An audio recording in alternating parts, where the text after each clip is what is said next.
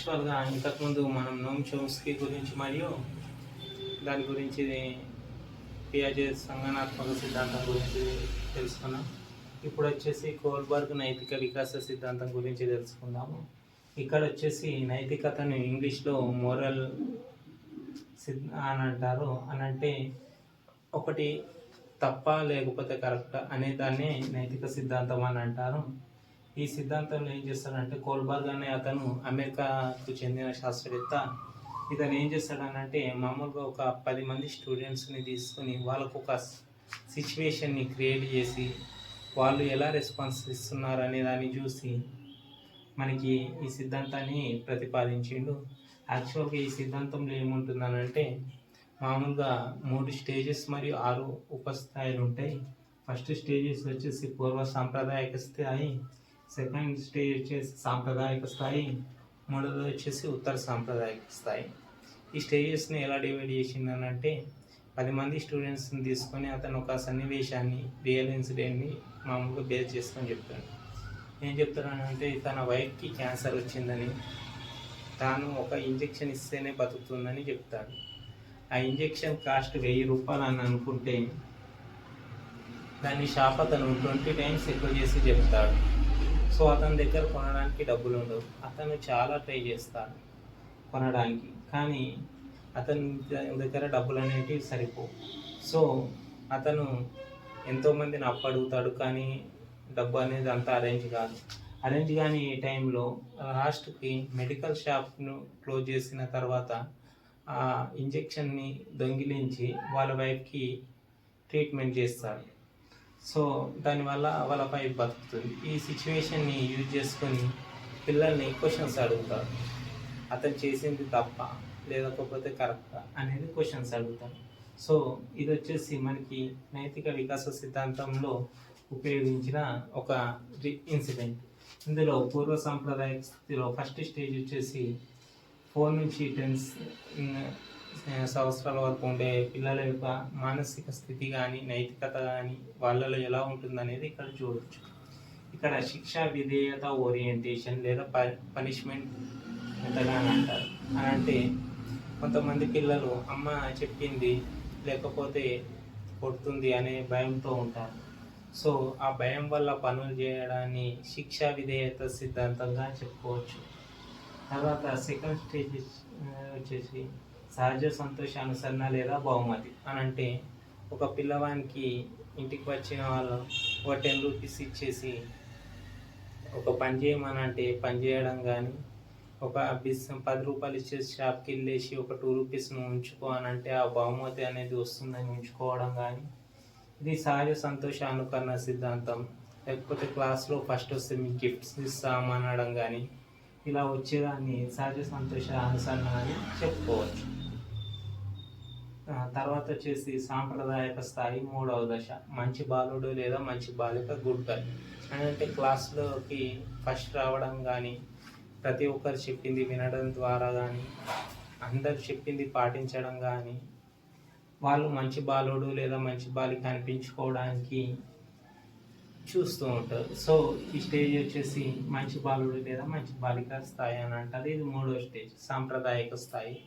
అంటే ఇది కన్వెన్షనల్ దాంట్లో ఉంటుంది. తర్వాత వచ్చేసి అధికారం సాంఘిక క్రమ నిర్వహణ పాత్ర, లా అండ్ ఆర్డర్ స్టేజ్ అంటారు దీన్ని. అంటే ట్రాఫిక్ సిగ్నల్ పడ్డప్పుడు ఆగడం, తర్వాత వెళ్ళడం, ఏదన్నా చేస్తే ప్రాసెస్ ప్రకారం చేయడం, అలాంటివి అనేటివి పాటిస్తూ ఉంటారు. సో ఇది వచ్చేసి మనకి సాంప్రదాయక స్థాయి. తర్వాత వచ్చేసి ఉత్తర సాంప్రదాయక స్థాయి.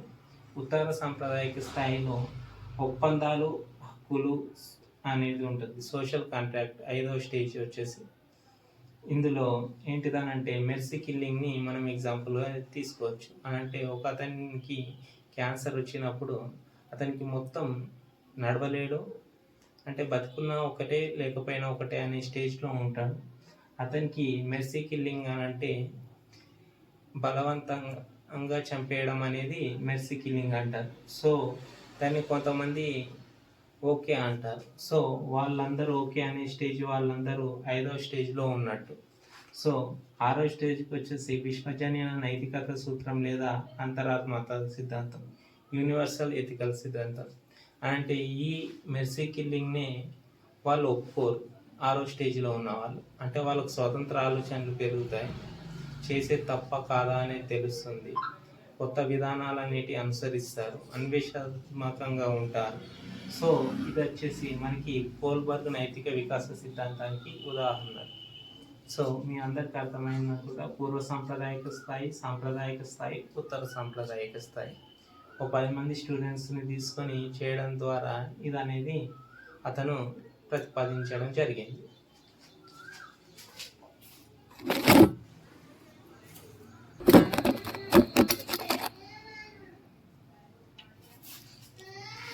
అదేవిధంగా ఇంకొక సిద్ధాంతం గురించి తెలుసుకుందాం. ఎరిక్ ఎరిక్సన్ మనో సాంఘిక వికాసం. ఇతను వచ్చేసి ఆంగ్లో జర్మన్ అన్న అతను. సో ఇతను ఒక 8 దశలు అనేది ప్రతిపాదిస్తాడు. ఇది ఈగోయిస్టిక్ నేచర్ అని సిద్ధాంతం అని అంటారు. ఇందులో పూర్వ శైశవ దశ, ఉత్తర శైశవ దశ, క్రీడా దశ, పాఠశాల దశ, కౌమార దశ, పూర్వ వయోజన దశ, మధ్య వయోజన దశ, వృద్ధాప్య దశ ఈ రకంగా ఉంటాయి. శైశవ దశ ఎప్పుడు ఉంటుంది? 0 నుంచి 2 సంవత్సరాలు, 3 సంవత్సరాలు ఉంటుంది. సో ఇది వచ్చేసి 3 సంవత్సరాల దాకా. క్రీడా దశ అంటే ఆడుకునే పిల్లలు 3 నుంచి 6 సంవత్సరాల దాకా. పాఠశాలకు ఎప్పుడు వెళ్తారు? 6 నుంచి 12 సంవత్సరాలకు రాగానే పాఠశాలకు పంపిస్తూ ఉంటారు. కౌమార దశ అని అంటే 12 నుంచి ప్రారంభమయ్యేది కౌమార దశ.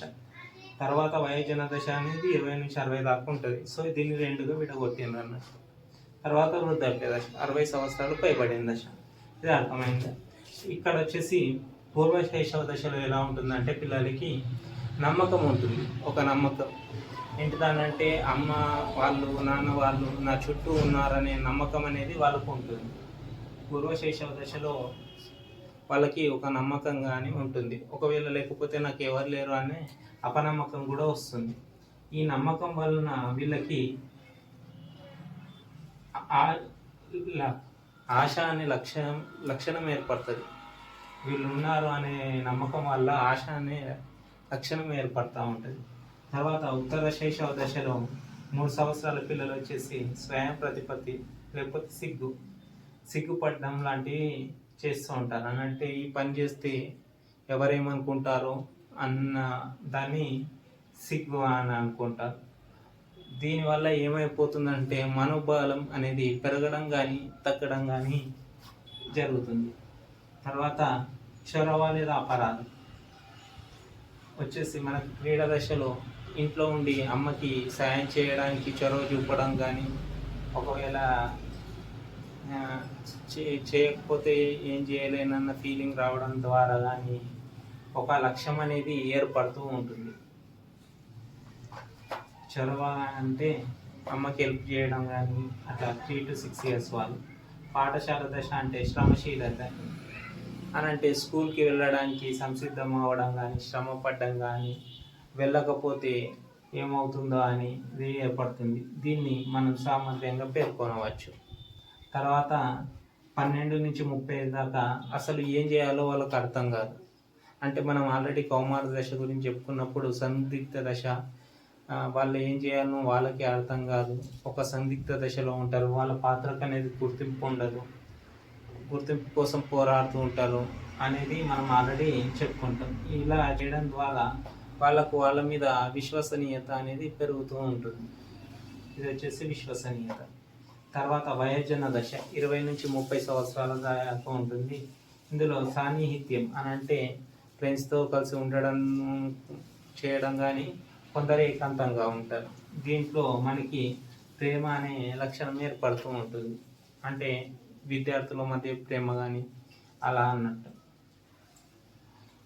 తర్వాత వచ్చేసి మధ్య వయోజన దశ 30 నుంచి 60 సంవత్సరాలు ఉత్పాదకత లేదా స్తబ్దత అని అంటే నేను ఇంటి కోసం ఏదైనా చేయాలి, పని చేయాలి అనేది చేస్తూ ఉంటారు. లేకపోతే ఏం చేయలేని పరిస్థితుల్లో కూడా కొందరు ఉంటారు. ఇది వచ్చేసి సంరక్షణ అంటే కేరింగ్, అంటే ఫ్యామిలీ గురించి కేరింగ్ తీసుకోవడం, కేర్ అని అంటారు, కేరింగ్ తీసుకోవడం. తర్వాత వృద్ధాప్య దశ 60 నుంచి అని అంటే సాటిస్ఫాక్షన్ లెవెల్ అనేది ఎక్కువగా ఉంటాయి. చిత్తశుద్ధి, సమగ్రత. ఒకవేళ సాటిస్ఫాక్షన్ లేకపోతే నిరాశ. దీన్ని మనకి సూక్ష్మ బుద్ధి అని అంటారు. సో ఇది వచ్చి ఎరిక్సన్ మనోసాంఘిక వికాసానికి సంబంధించిన దశలు. ఇవి వచ్చేసి 8 దశలు. ఇవి వచ్చేసి వాటి యొక్క సంవత్సరాలు, ఇవి వాటి యొక్క ఆశయాలు, తర్వాత ఇవి లక్షణాలు. ఇవి చేయాలనుకుంటారు. ఇవి చేయడం ద్వారా వీళ్ళకి ఈ లక్షణాలు అనేటివి డెవలప్ అయిపోతుంటాయి. ఇందులోకించి ఒక క్వశ్చన్ వచ్చే అవకాశం ఉంటుంది. సో మన ఛానల్ని అయితే సబ్స్క్రైబ్ చేసుకోండి.